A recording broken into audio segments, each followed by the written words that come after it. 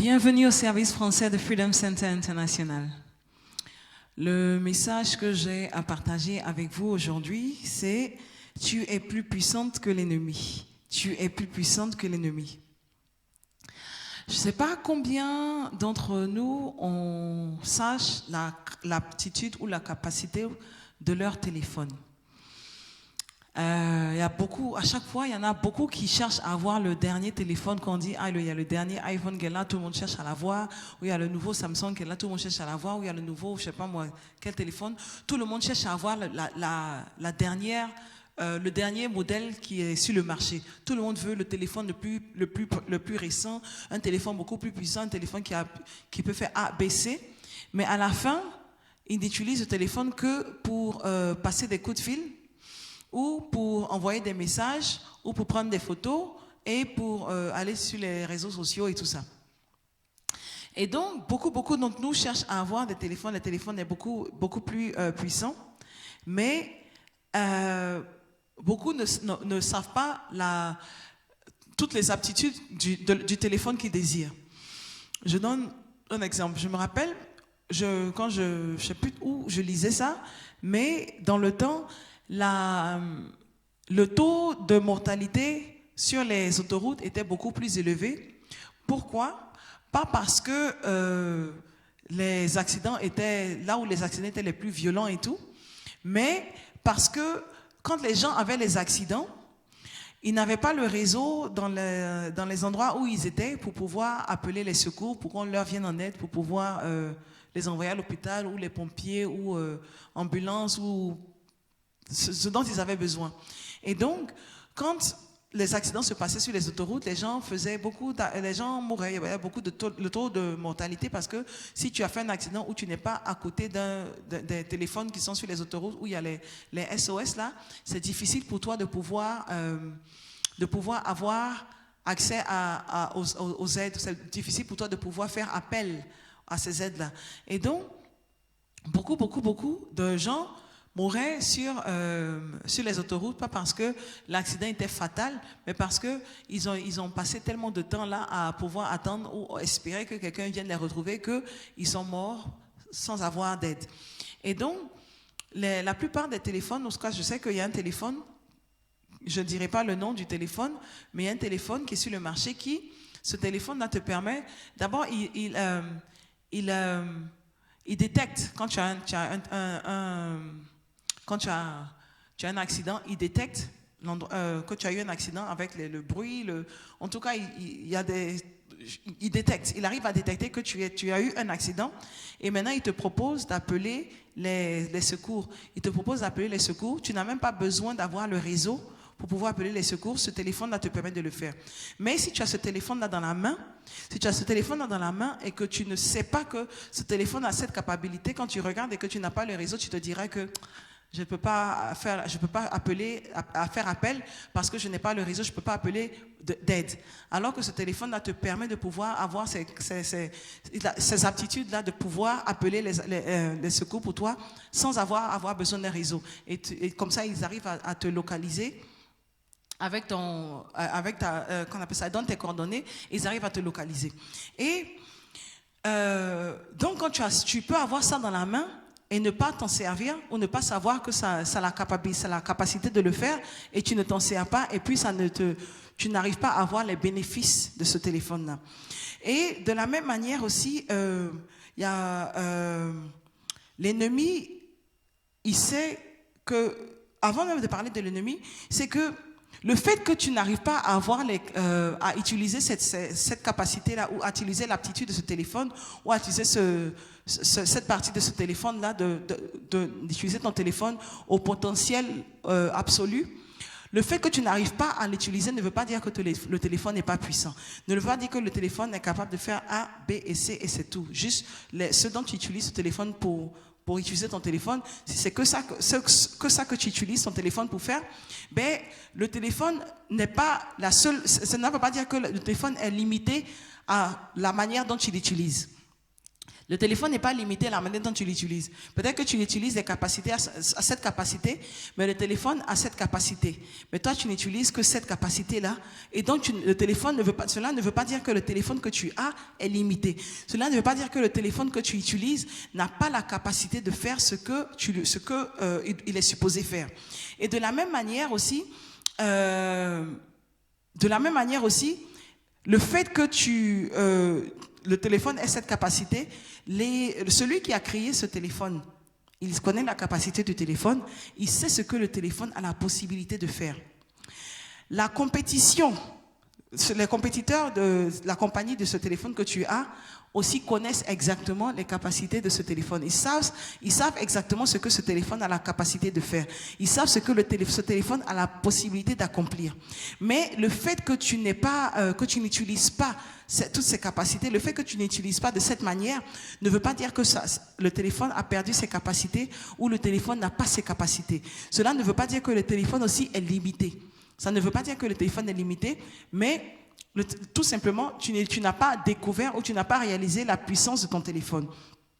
Mais l'ennemi ou la compétition, c'est exactement ce que ton téléphone est capable de faire.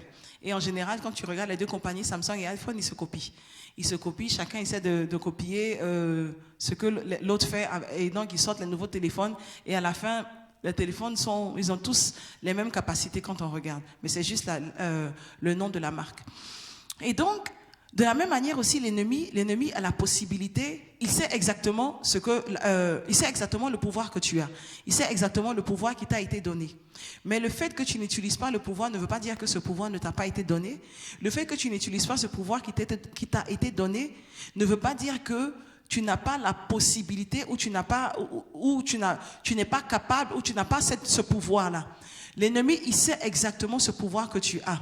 Même si tu ne sais pas, l'ennemi, il le sait. Même si tu ne le sais pas et que tu n'utilises pas, l'ennemi est conscient que tu as ce pouvoir. Même si tu n'as pas encore réalisé, l'ennemi, il est conscient. Et il sait que si tu n'es pas consciente du pouvoir qui t'a été donné, tu ne risques pas de l'utiliser.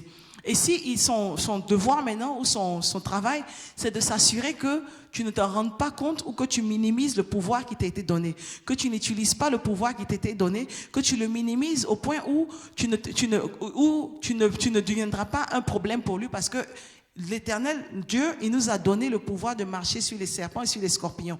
Il nous a donné le pouvoir de pouvoir résister quand l'ennemi nous attaque. Dans le livre de Luc, Jean, le verset 19, il dit, voici, je vous ai donné le pouvoir de marcher sur les serpents et sur les scorpions, et sur toute puissance de l'ennemi, sur toute puissance de l'ennemi. Il nous a donné le pouvoir de marcher sur toute puissance de l'ennemi. Il dit, et rien ne pourra vous nuire. Rien ne pourra vous nuire. L'ennemi sait qu'il t'a donné ce pouvoir, que Jésus t'a donné ce pouvoir-là, que Dieu t'a donné ce pouvoir. Il sait le pouvoir que tu as. Mais si tu ne réalises pas que le pouvoir que tu as, tu ne risques pas de l'utiliser. Si tu utilises ton téléphone juste pour appeler des coups de fil et que tu ne connais pas l'aptitude de ton téléphone, tu ne risques pas de pouvoir utiliser ton téléphone pour faire A, B, C. Il y en a qui n'utilisent pas leur téléphone, il y en a qui utilisent le téléphone comme navigateur pour aller d'une place à une autre. Et il y en a qui n'ont pas réalisé que ce téléphone qu'ils ont dans la main, on a la possibilité de leur montrer le chemin à suivre et donc ils ne savent pas trop, mais je ne connais pas où tu habites, mais ils ne savent pas que quand tu mets l'adresse, ça t'enverra à ta destination. Ça t'enverra où tu veux aller si tu sais l'utiliser. Et donc l'ennemi sait exactement ce que tu as, mais il sait que si tu ne sais pas comment utiliser, si tu ne sais pas le pouvoir que tu as, tu ne risques pas de l'utiliser. Et donc son devoir ou son travail ou ce qu'il désire, c'est que tu ne réalises pas le pouvoir que tu as. Ce que tu ne réalises pas, ce que tu es capable de faire, ne réalise pas ce que tu as dans la main parce que Jésus, il nous a donné, il dit, je vous ai donné le pouvoir de marcher sur les serpents et sur les scorpions et sur toutes les puissances de l'ennemi. Il dit, rien ne pourra vous nuire. Si tu sais le pouvoir que tu as, si tu exerces le pouvoir que tu as. Mais beaucoup d'entre nous ne l'exercent pas. Beaucoup d'entre nous ne savent pas ce qu'on a dans la main et l'ennemi, on permet à l'ennemi de jouer avec nous. On permet à l'ennemi de nous basculer de gauche à droite parce qu'on n'a pas encore réalisé qu'on est beaucoup plus puissante que l'ennemi. Et aujourd'hui, je veux vous rappeler que vous êtes beaucoup plus puissante que l'ennemi. L'ennemi n'est pas beaucoup plus fort que toi. Il y a beaucoup qui ont peur des sorciers. Il y a beaucoup qui ne veulent pas que les gens sachent ce qu'ils font dans leur vie. Il y a beaucoup qui ont peur de montrer où ils habitent, où ils ont peur de montrer ou de vivre parce qu'ils ont peur des sorciers, alors que tu penses que les sorciers ne savent pas où tu habites ou les sorciers ne connaissent pas la route de ta maison, détrompe-toi. Je me rappelle, il y avait une histoire qui s'était passée où il y avait une fille qui était allée dans son pays, et elle allait voir sa mère qui vivait dans son pays, mais sa mère, elle avait un problème avec sa sœur, sa sœur. Et elle a envoyé des affaires pour sa mère et elle a envoyé des affaires pour sa tante. Et sa mère ne voulait pas qu'elle donne des affaires à la tante. Mais elle s'est dit, mais c'est entre vous, vous avez vos problèmes, ça n'a rien à voir avec moi. Moi, je ne veux pas rentrer dans vos problèmes. Moi, j'ai acheté des affaires pour toi et pour ma tante, pour ta sœur. Et donc, moi, je veux lui donner. Mais sa mère était sorcière. Elle ne savait pas. Et donc, elle s'est entêtée. La mère dit, je te dis de ne pas lui donner. Elle s'est entêtée, elle a donné ce qu'elle avait à donner à sa tante parce qu'elle s'est dit que sa tante, peu importe ce que sa mère lui dit, elle n'est pas dedans, elle a donné à sa tante. Puis après, elle a pris son avion, elle est rentrée. Quand elle est rentrée, elle a pris l'avion, elle est rentrée. Quand elle a ouvert sa porte, elle rentre de l'aéroport, elle ouvre sa porte, elle voit sa mère qui est assise dans la chambre, dans le salon, sur la chaise. La dame qu'elle a laissée au pays, elle arrive. Elle retourne en Europe, là, et la dame, sa mère, est assise sur la table, sur la chaise dans son salon. Et donc, la mère qui lui dit, je t'avais dit de ne pas lui donner. Tu ne m'as pas écouté, tu lui as donné, tu vas voir. Je ne sais plus ce que Kamel lui a fait. Mais 2 jours plus tard, elle est morte. Et avant de mourir, voici ce qu'elle a écrit. Elle a écrit la lettre, c'est là que les gens se sont rendus compte de ce qui se passait. Elle a écrit pour dire que si jamais quelque chose lui arrive, c'est sa mère qui l'a tué. Voici, voilà ce qui s'est passé. Et c'est par là que les gens se sont rendus compte de ce qui s'était passé. Et donc, c'est pour dire que tu peux avoir peur des sorciers, tu peux avoir peur, mais ne crois pas que le fait que tu te caches ne veut pas dire qu'ils ne savent pas où tu habites. Le fait que tu as peur d'aller au village, ou tu as peur de parler aux gens, de montrer aux gens où tu habites, ne veut pas dire que les sorciers ne savent pas où te trouver. Ils savent où te trouver. Et donc, tu n'as pas besoin d'avoir peur d'eux. Jésus t'a donné le pouvoir de marcher sur les serpents et sur les scorpions. Tu n'as pas besoin d'avoir peur de l'ennemi. Tu n'as pas besoin d'avoir peur des sorciers parce que Dieu t'a donné ce pouvoir-là. Et donc, il y a quelqu'un aussi dans la Bible qui n'avait pas réalisé le pouvoir qu'il avait en Jésus. Il n'avait pas réalisé le pouvoir qu'il avait. Et c'est comme si ses yeux étaient fermés et Dieu a ouvert ses yeux pour qu'il puisse voir ce qu'il ne voyait pas, la protection qu'il avait.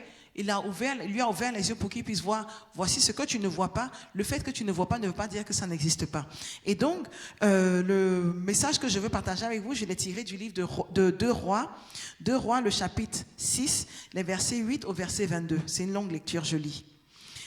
Il dit, le roi de Syrie était en guerre avec Israël. Dans un conseil qu'il tient avec ses serviteurs, il dit, mon camp sera à tel endroit. Mais l'homme de Dieu fit dire au roi d'Israël, attention, ne passe pas à cet endroit car c'est là que les Syriens descendent.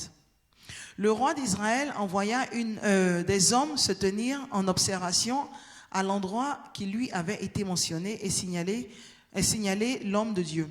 Cela ne se produit pas 1 ou 2 fois, si bien que le roi de Syrie en eut le cœur tout troublé.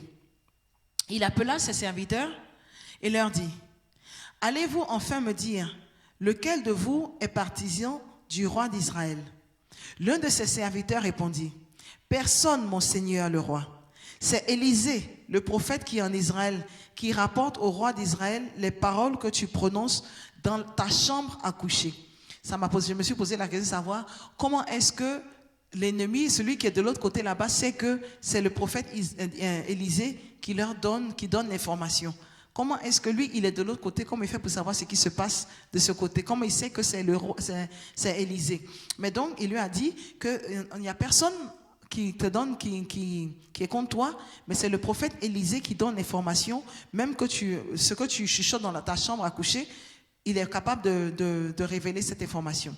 Et donc, dans le verset 13, il dit, le roi dit, allez repérer où je le verrai capturé. On vint lui dire, il est à Dothan. Le roi de Syrie y envoya des chevaux et des chars et une forte troupe qui arrivait de nuit et encerclèrent la ville.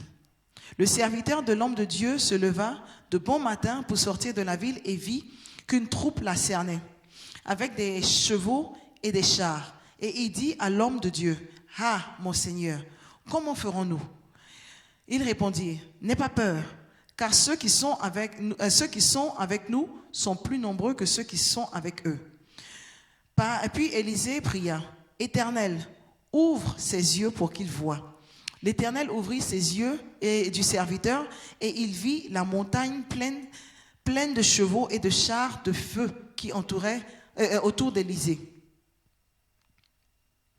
Les Syriens descendirent vers Élisée. Il adressa alors cette parole. Prièrent à l'Éternel, veuillez frapper cette nation d'aveuglement.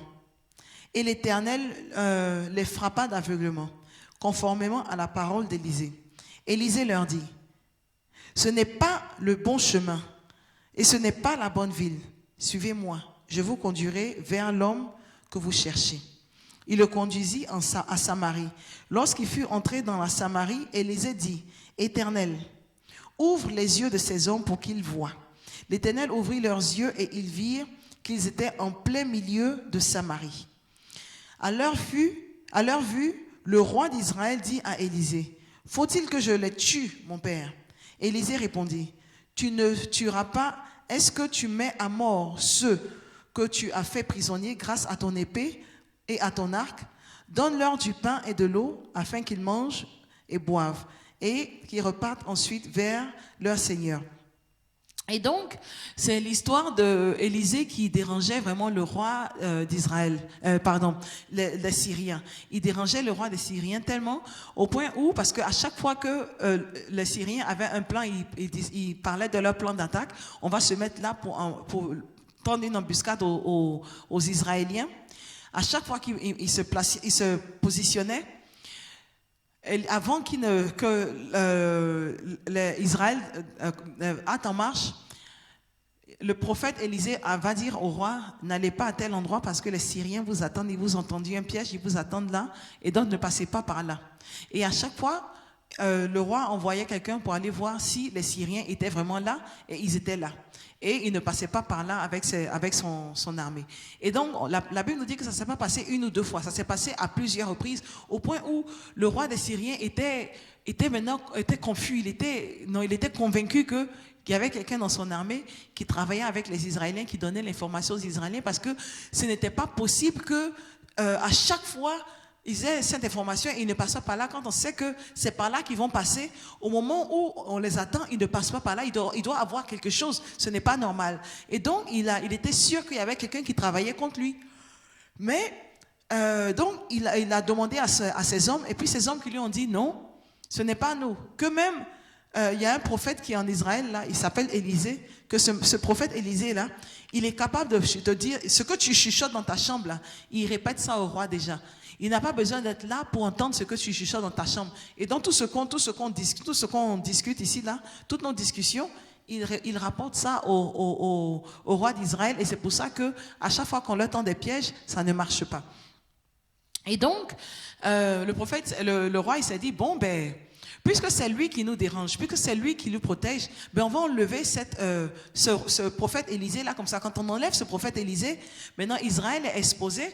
Israël n'aura plus la possibilité de voir ou d'entendre le plan qu'on a contre eux, et comme ça on allait pouvoir les avoir. Et donc il envoie sa troupe avec ses chars et tout. Il dit allez prendre le prophète Élisée, allez l'attraper, allez l'enlever. Comme ça il ne sera plus, qu'on appelle ça, un problème pour nous. Et comme l'ennemi, comme je vous avais dit que l'ennemi, puisqu'il sait que tu as ce pouvoir, il connaît le pouvoir que tu as, le pouvoir qui t'a été donné.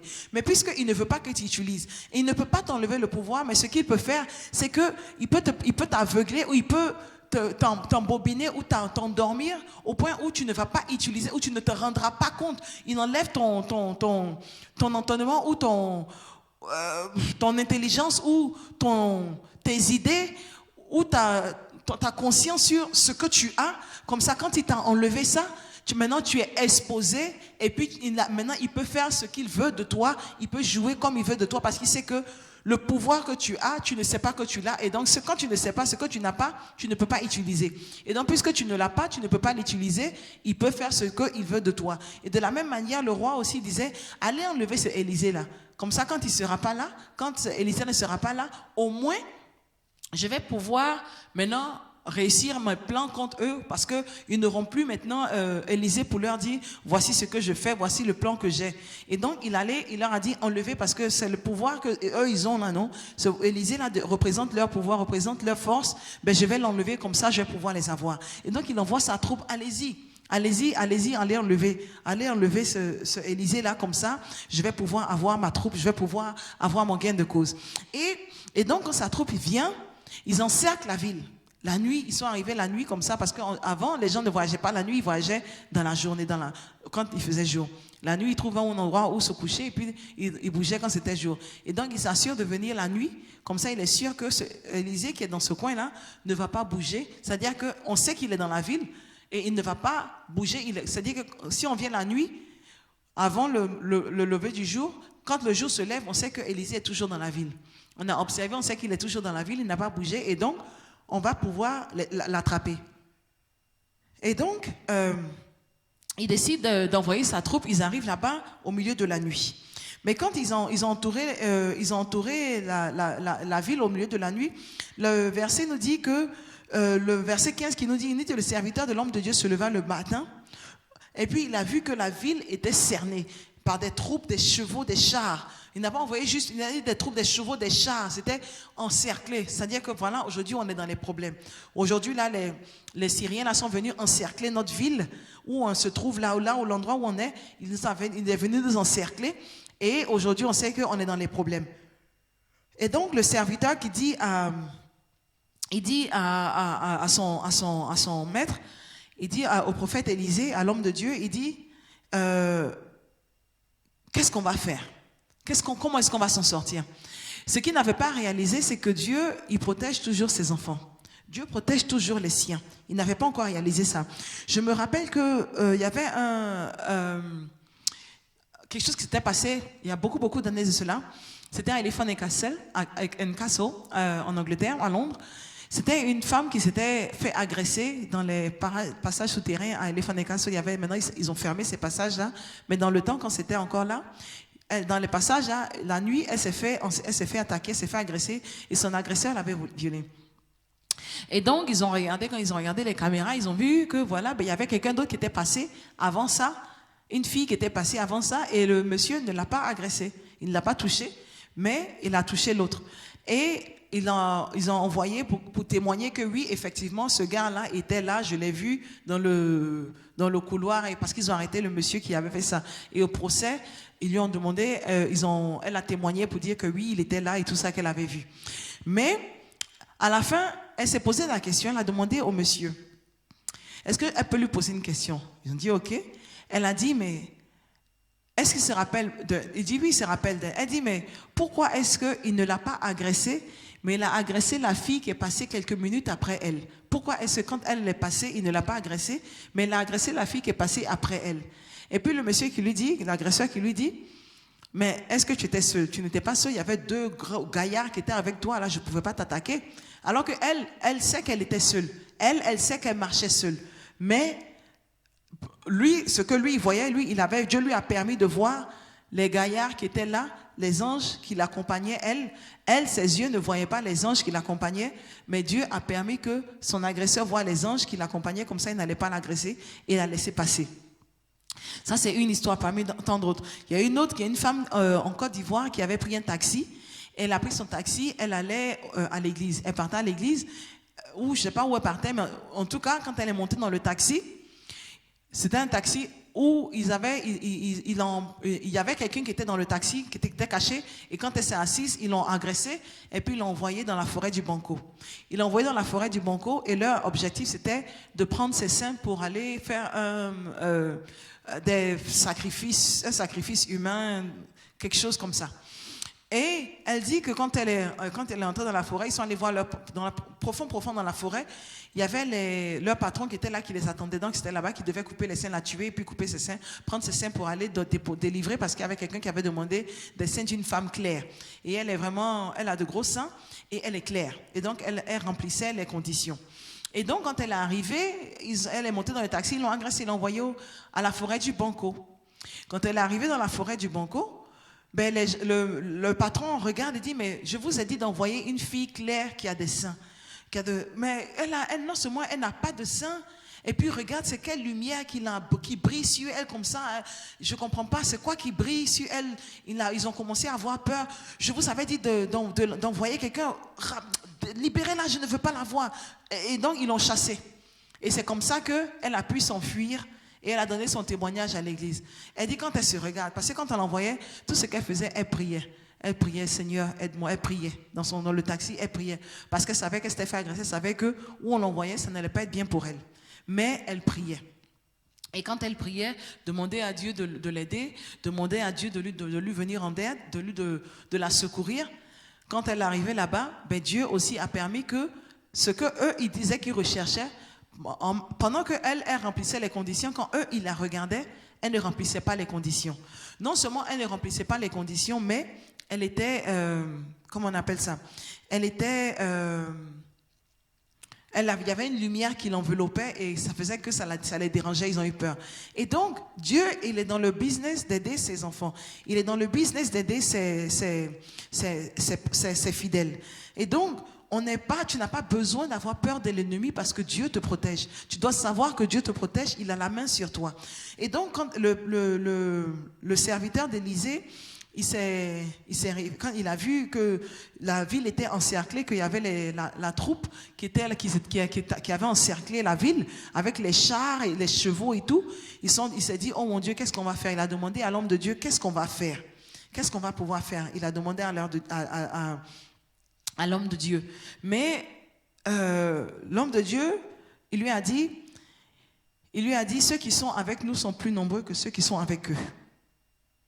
Parce que Dieu, il nous a donné sa gloire. Dieu, il nous a donné, il nous protège. Il nous a donné sa gloire. Dans le verset 22 de Jean 17, il dit, je leur ai donné la gloire que tu m'as donnée afin qu'ils soient un comme nous sommes un. Il dit non seulement Dieu il lui a donné le pouvoir de marcher sur les serpents et sur les scorpions, mais il nous a aussi donné sa gloire. Il nous a donné aussi sa gloire. Et donc la gloire de Dieu enveloppait la dame au point où les gens ne pouvaient même pas l'approcher. Ils avaient un peu dit, allez, elle n'est qu'à partir, elle n'est qu'à quitter là parce qu'ils ne pouvaient pas l'approcher, ils avaient peur. Les agresseurs avaient peur, ils ne voulaient pas l'approcher. Et elle est partie, elle a eu la vie sauve. Comme aussi l'autre qui avait eu les loupards qui étaient à côté d'elle, alors qu'elle ne voyait pas pour elle, elle marchait seule au milieu de la nuit. L'agresseur, lui, quand il regardait, il voyait les gens, donc il se disait, je ne peux pas l'attaquer parce qu'elle est bien protégée. Et donc, je me rappelle quand j'étais petite, je ne sais plus, en tout cas, l'âge le plus petit où je peux me rappeler, je ne sais pas si c'est depuis l'âge de 6 ans ou même beaucoup plus petite que ça, j'étais toujours sur attaque, constamment sur attaque. Mais à un certain moment, les attaques étaient intensifiées. Surtout quand j'étais adolescente, j'avais peut-être 15 ans, 16 ans, les attaques étaient vraiment intensives. Elles étaient vraiment intensives au point où chaque jour, quand je me couchais, j'étais constamment sous attaque.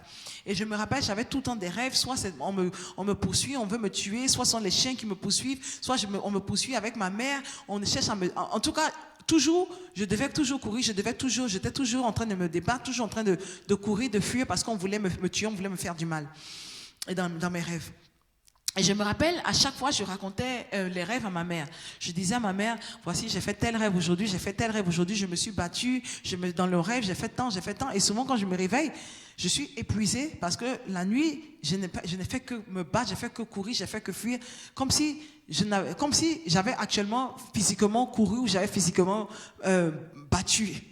Et donc, le matin, je me réveille, je racontais les rêves à ma mère. Et ma mère aussi, elle avait beaucoup peur pour moi parce qu'elle se disait, elle avait peur pour moi. Et je me rappelle ce que je lui disais. Je lui disais, maman, n'aie pas peur. Parce que si tu as peur, l'ennemi va pouvoir t'avoir. Tu n'as pas besoin d'avoir peur, n'aie pas peur. Parce que moi, j'ai pas peur. Et je sais qu'ils ne pourront jamais m'avoir parce que je suis la fille de Dieu. Je n'étais pas vraiment chrétienne. On allait à l'école du dimanche et tout, c'est tout ce que je connaissais. Mais j'étais convaincue que l'ennemi ne pouvait pas m'avoir si je n'avais pas peur de lui. Si je n'avais pas peur de lui, l'ennemi ne pouvait pas m'avoir. Parce que Dieu ne nous a pas donné cet esprit de peur. Je ne sais pas d'où cette conviction-là me venait, mais j'étais convaincue que l'ennemi ne pouvait pas m'avoir parce que j'étais la fille de Dieu. Et c'était ça que je n'arrêtais pas de répéter. Je n'arrêtais pas de répéter tous les jours. Ils ne mourront jamais. Maman, ils ne mourront jamais. Je déclarais. Et la Bible nous dit qu'il nous a donné, il y a le pouvoir de la vie et de la mort dans le pouvoir de la langue. La vie et la mort est dans le pouvoir de la langue. Et je déclarais, ils ne mourront jamais. Je déclarais, ils ne mourront jamais. Ils ne mourront jamais. Et ils ne m'ont jamais eu. Je déclarais, ils ne mourront jamais, ils ne pourront jamais m'avoir parce que je suis la fille de Dieu. Parce que Dieu me protège, je suis la fille de Dieu, ils ne mourront jamais. Et ils ne m'ont jamais eu. Mais il y a beaucoup d'entre nous qui ont peur de l'ennemi. Il y a beaucoup d'entre nous qui ont peur de ce que l'ennemi pourra leur faire. Ils ont peur des sorciers. Ils ont peur. Mais alors que Dieu ne nous a pas donné cet esprit de peur, mais il nous a donné cet esprit esprit d'amour, cet esprit de confiance. Il ne nous a pas donné cet esprit de peur. Mais il y a beaucoup d'entre nous qui ont peur, ils ont peur. Mais tu as le pouvoir de la vie et de la mort dans le pouvoir de ta langue. Il y a la vie et la mort dans le pouvoir de ta langue. Ce pouvoir-là t'a été donné. Tu as le pouvoir de marcher sur les serpents et sur les scorpions. Dieu t'a donné ce pouvoir-là, donc exerce ce pouvoir. Ne permets pas à l'ennemi de te mentir, de te faire dire que le pouvoir que tu as ne marche pas, ou le pouvoir que tu as, ou de minimiser le pouvoir que tu as. Tu as le pouvoir de marcher sur les serpents et sur les scorpions. Tu as le pouvoir de la vie et de la mort dans la langue. Fais attention à tes déclarations. Quand moi, j'étais sous attaque, Dieu merci, maintenant ça s'est arrêté, mais quand j'étais sous attaque, pendant des années, j'étais sous attaque. Pendant que j'étais sous attaque, ma déclaration c'était, ce que j'avais pas compris, ma déclaration c'était, ils ne mourront jamais. Et de la même manière, tu as la possibilité de déclarer ce que tu veux voir. Tu as la possibilité de déclarer ce que tu veux voir. Et à toi de le faire. Tu as la possibilité de le faire parce que Dieu t'a donné ce pouvoir-là. Exerce ce pouvoir. Ne permets pas à l'ennemi de te faire croire que ce pouvoir-là n'existe pas. Ne permets pas à l'ennemi de te faire croire que ce pouvoir-là ne marche pas. Ne te permets pas à l'ennemi de minimiser ce que Dieu t'a donné. Parce que Dieu t'a donné un pouvoir qui est très fort. Le pouvoir de marcher sur les serpents et sur les scorpions. Et il te dit que rien... Le pouvoir, rien que ce que l'ennemi peut faire ne pourra t'affecter. L'ennemi ne pourra rien te faire si tu as confiance au pouvoir qu'il t'a donné. Et donc, il explique qu'il nous a donné le pouvoir de marcher sur les serpents et sur les scorpions. Et donc, quand l'apprenti ou le serviteur d'Élisée, le prophète Élisée, il voit les troupes et les chars, il a peur, il se tourne vers le prophète pour dire qu'est-ce qu'on va faire. Qu'est-ce qu'on va faire pour dire c'est fini là, c'est la fin là. On arrive à la fin là, ils nous ont attrapés, c'est fini, on est foutus. Mais le prophète qui sait que Dieu, il est dans le business d'aider ses enfants, qui sait que Dieu, il est dans le business de nous aider, il lui dit, il prie et il dit à Dieu, il dit ouvre ses yeux pour qu'il voie. Ouvre ses yeux pour qu'il voie. Et donc il ouvre ses yeux et il voit que là, il y a une montagne de chars en feu qui sont là pour les protéger. Et donc l'ennemi ne pourra rien leur faire. L'ennemi ne pourra pas les atteindre. Et donc quand l'ennemi descend, les Syriens descendent vers Élisée et Élisée, il adresse la prière en disant, il dit Seigneur, veuille frapper cette nation d'aveuglement. Tu as le pouvoir de la vie et de la mort dans ta langue. Élisée a utilisé ce pouvoir-là. Je me rappelle, j'avais entendu le témoignage d'une fille qui avait son agresseur qui voulait la violer, qui a essayé de la violer. Mais qu'est-ce qu'il a fait quand il est venu, quand il avait l'intention de la violer, quand il a bondi sur elle? Elle a prié, elle a crié, elle a déclaré qu'il devienne aveugle, qu'il perde la vue. Et sur le champ comme ça, il a perdu la vue. Et quand il a perdu la vue, il ne pouvait plus maintenant l'attraper. Maintenant, c'était un problème pour lui. Maintenant, il n'arrive pas à voir. Il tourne de tout pour que ses yeux s'ouvrent. Il commence à crier, parce qu'il n'arrive plus à voir. Il était sur le point de lui faire du mal. Elle a utilisé sa bouche pour prier. Elle a utilisé le pouvoir que Dieu lui a donné pour déclarer qu'il perd la vue, et il a perdu la vue. Et ce que je veux dire aussi, c'est que Élisée, comme cette dame, ce sont des hommes comme nous tous. Ce sont des hommes comme vous et moi. Et on a tous reçu le pouvoir de Dieu. Ce même pouvoir qu'eux, ils exercent, vous l'avez aussi. Et vous avez la possibilité de l'exercer. Elle a exercé, elle a dit qu'il perd la vue, il a perdu la vue. Et quand les gens sont venus et tout ça, ils ont expliqué que voici ce qu'il voulait faire. Et elle a déclaré et il a perdu la vue. Et je crois qu'après, elle a prié pour lui et puis ses yeux se sont ouverts. Et donc, elle a utilisé le pouvoir qu'elle avait pour se protéger. L'Éternel t'a donné ce pouvoir-là et utilise-le. Mais n'utilise pas ce pouvoir qu'il t'a donné pour te faire du mal à toi-même. Pour te faire du mal à toi-même en disant, ah, cette maladie, elle va me tuer. Ah, cet enfant-là va me tuer. Ah, oh, les temps sont durs maintenant. En tout cas, je sais que les choses là vont aller de mal en pire. Ah, avec ce que les gens disent maintenant dans aux actualités, là, les choses vont être encore plus difficiles que maintenant. N'utilise pas ta bouche pour déclarer ce que tu ne veux pas voir. Utilise ta bouche, utilise le pouvoir qui t'a été donné pour déclarer ce que tu veux voir, pour déclarer ce qui est bon, ce que tu espères voir, parce que tu as ce pouvoir-là. Oui, l'ennemi va te montrer la difficulté. Voici, il y a l'inflation, il y a toutes sortes de difficultés. Voici, tous les prix augmentent. Voici comment les salaires n'augmentent pas aussi vite que les prix et la vie commence à être difficile. L'ennemi peut dire ce qu'il veut dire, mais toi, ne chante pas la chanson de l'ennemi. L'ennemi peut dire ça quand ils te disent, oui, les temps seront durs. Tu dis, en tout cas, ce n'est pas ma portion. Moi, je ne serai pas affecté. Moi, dans ma vie, je ne serai pas affecté. Oui, dehors, là-bas, les gens vont souffrir, vont avoir tel problème. Peut-être que pour eux, là, ils vont avoir les problèmes là. Mais en tout cas, moi, en ce qui me concerne, je n'aurai pas ce genre de problème. En ce qui me concerne, moi, je ne souffrirai pas. En ce qui me concerne, moi, la vie je ne souffrirai pas. Et donc, il leur explique, tu as la possibilité de pouvoir le faire. Et donc, Élisée a utilisé le pouvoir qui lui a été donné pour pouvoir déclarer que Dieu leur ferme les yeux et Dieu leur a fermé les yeux. Et après, ils sont arrivés dans un endroit où, en Samarie, où ils étaient au milieu maintenant de l'armée d'Israël. Et puis, il leur a dit, ouvre leurs yeux. Et il a ouvert leurs yeux. Et donc, le message que j'ai à partager avec vous aujourd'hui, c'est que tu as le pouvoir, tu as du pouvoir. Le pouvoir t'a été donné par Dieu. Mais ne permets pas à l'ennemi de te blaguer ou de t'amadouiller et de te faire sortir de là parce que Dieu t'a donné ce pouvoir-là. Ne permets pas à l'ennemi de t'amadouiller, mais Dieu t'a donné ce pouvoir. Utilise ce pouvoir-là. Utilise le pouvoir qui t'a été donné. Parce que tu es beaucoup plus puissante que l'ennemi. Tu n'as pas besoin d'avoir peur de l'ennemi. Tu es beaucoup, beaucoup plus puissante que l'ennemi. Et que Dieu vous bénisse et que Dieu vous garde. On est à court de temps, alors je vais m'arrêter là. Mais que Dieu vous bénisse et que Dieu vous garde. Que Dieu fasse briller sa face sur vous et vous accorde sa grâce. Et que l'amour de Dieu et la communion du Saint-Esprit soient avec vous tous. Et vous et vos enfants pour des milliers de générations habiteront dans la maison de l'Éternel pour toujours et toujours. Amen.